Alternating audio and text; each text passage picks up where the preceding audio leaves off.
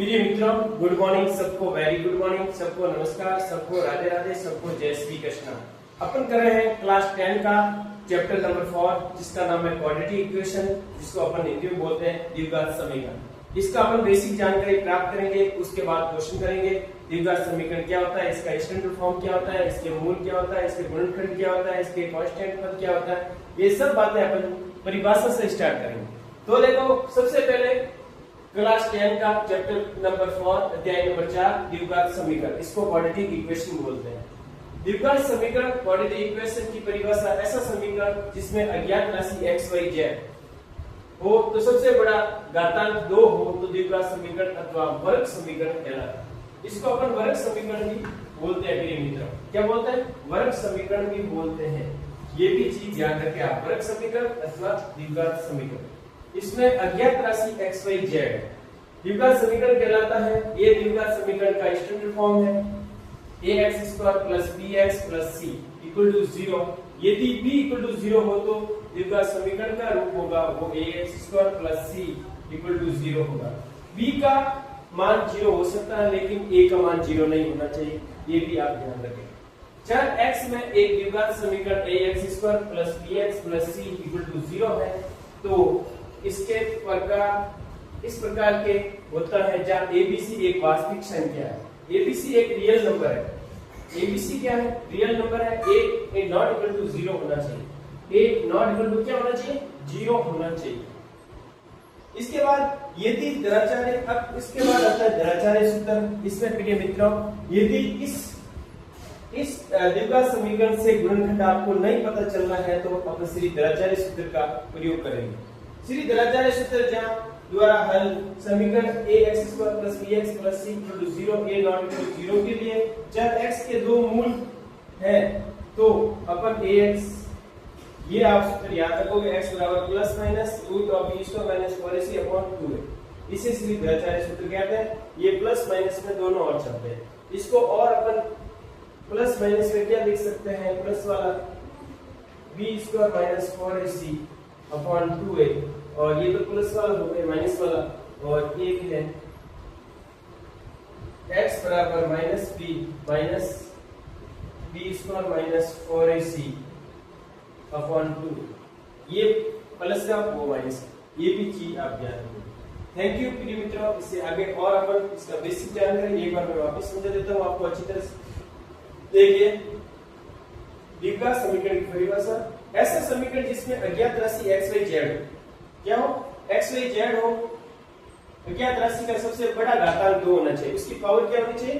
2 होनी चाहिए। द्विघात समीकरण का वर्ग समीकरण कहलाता है। ये द्विघात समीकरण का स्टैंडर्ड फॉर्म बोलते हैं। इसका प्रारूप रूप ax² + bx + c = 0।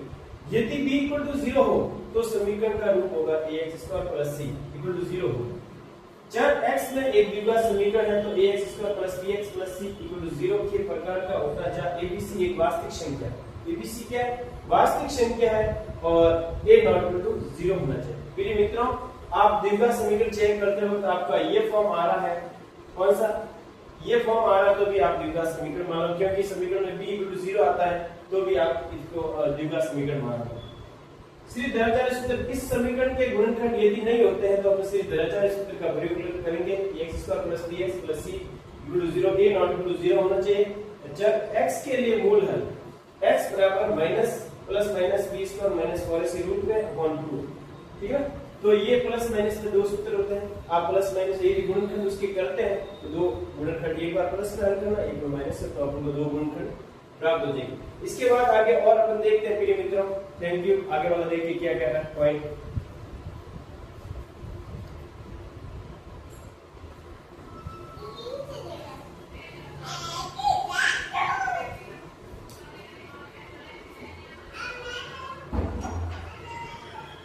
प्रिय मित्रों, आगे वाला देखो क्या पॉइंट कह रहा है, मूलों की प्रकृति कैसे ज्ञात करते हैं।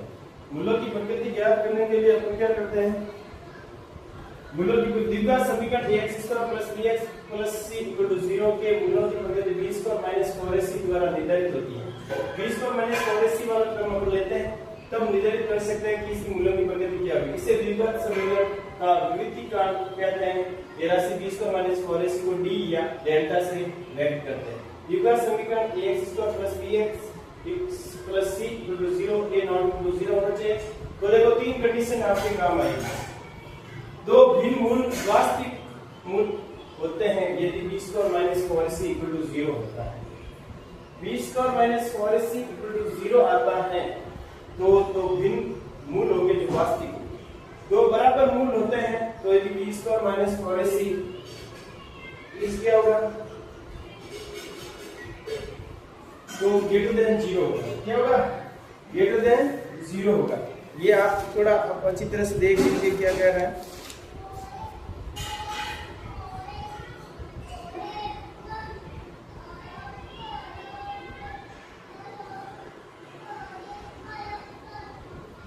देखो दो भिन्न वास्तविक मूल बराबर है तो अपन यहाँ पे ग्रेटर देन 0 करेंगे, और दो बराबर है तो यहाँ पे दो बराबर मूल है तो b² - 4ac = 0 आएगा, और कोई वास्तविक मूल नहीं है तो ये b² - 4ac is less than 0 आएगा।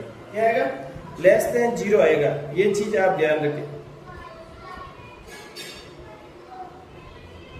इसमें संपत्ति वास्तविक मूल होंगे। क्या होंगे? संपत्ति वास्तविक मूल होंगे। संपत्ति वास्तविक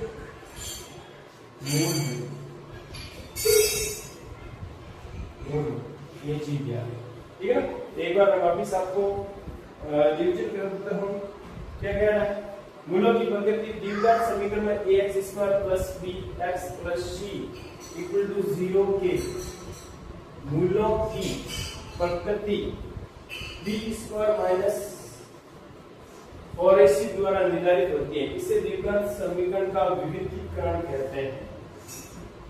विविधीकरण ये राशि b² - 4ac को d से प्रदर्शित करते हैं। इसे प्रदर्शित करते हैं d से प्रदर्शित या डेल्टा द्वारा व्यक्त किया जाता है। इसे द्विघात समीकरण का ax² + bx + c = 0 तो a नॉट इक्वल टू 0 होता है, और दो भिन्न वास्तविक मूल है तो b² - 4ac is greater than 0 होता है। दो बराबर मूल है और संपत्ति वास्तविक मूल होते हैं तो b² - 4ac = 0 आता है, और कोई वास्तविक मूल नहीं है तो यदि b² - 4ac is less than 0। तो प्रिय मित्रों आगे अपन करेंगे मूलों के अल्फा बीटा दिया मूल दिया हुआ है तो अपन इक्वेशन कैसे निकालें।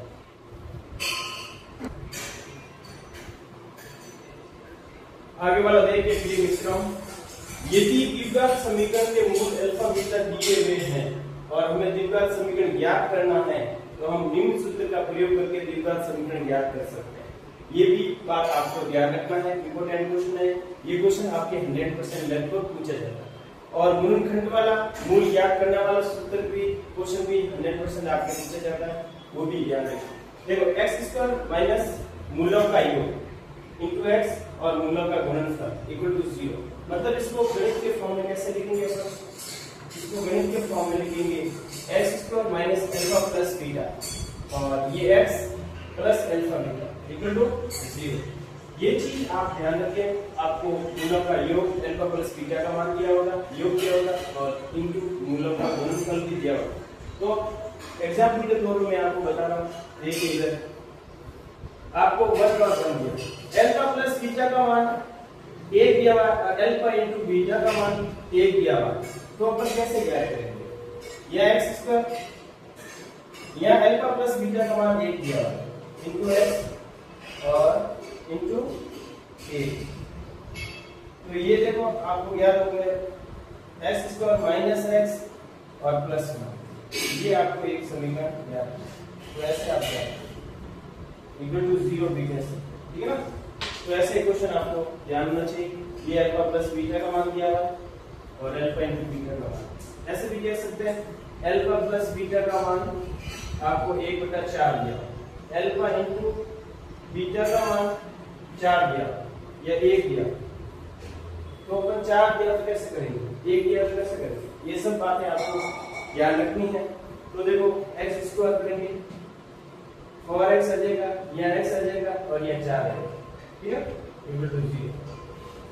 ये सीधा मैंने यहाँ से निकाला, ठीक है?